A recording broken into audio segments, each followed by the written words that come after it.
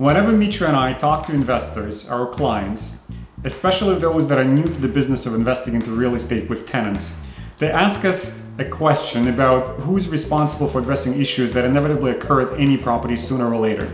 And today we want to run you through a few such scenarios so that you know what to do.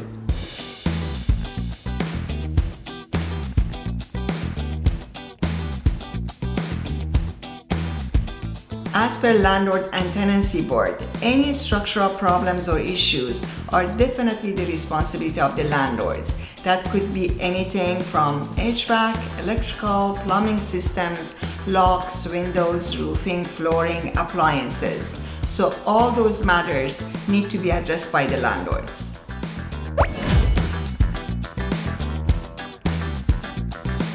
Next question that we hear is, how long do landlords have to address the issue that tenants are reporting to them? And the first thing to do is get on a discovery call with the tenant, a few minutes, understand what the situation, get in front of the issue, and then use your judgment to decide how quickly that needs to be addressed. So if the tenant is reporting that the light switch is not working, you can take a little bit of time in finding the electrician and sending them over. However, if the problem is a major leak in the bathroom, you have to get on it right away and perhaps send somebody within the next 30 minutes, an hour. So it's a super urgent matter that you need to address immediately. Otherwise, damages that this problem will potentially cause will be in thousands, if not tens of thousands of dollars.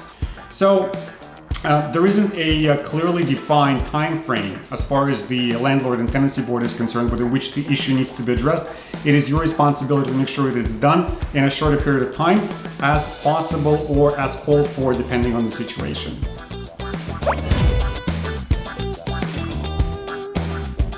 Although landlords are responsible for fixing any major issues or problems, tenants are also responsible for maintaining their home and fixing any damages made by themselves, their family members, or their guests.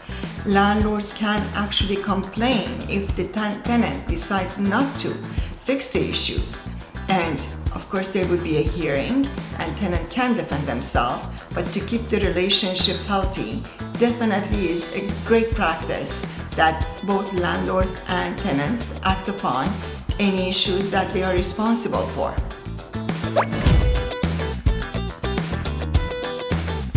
Another question that we hear often is whether a tenant can stop rental payments to the landlord if the tenant feels that the landlord is neglecting his or her responsibilities about addressing things or issues around the property.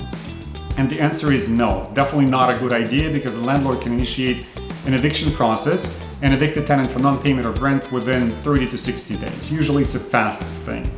So a recourse to that a tenant has is to apply to the board with a form called N6 and provide rental payments to the board instead of the landlord while the issue is in progress. Once the issue is resolved, whatever that issue is, the landlord gets paid, the tenant gets his or her resolution, everybody's happy, and the relationship is maintained. Of course, it's very important to know your rights and responsibilities as landlords and tenants. What's crucial though is to keep the relationship healthy. Anything can be solved with proper communication. And as a responsible landlord and a responsible tenant, keeping the open communication would be the key to your success. And if you guys have any more questions related to landlord-tenant relationships, please reach out to us. The number is on the screen. See you next time.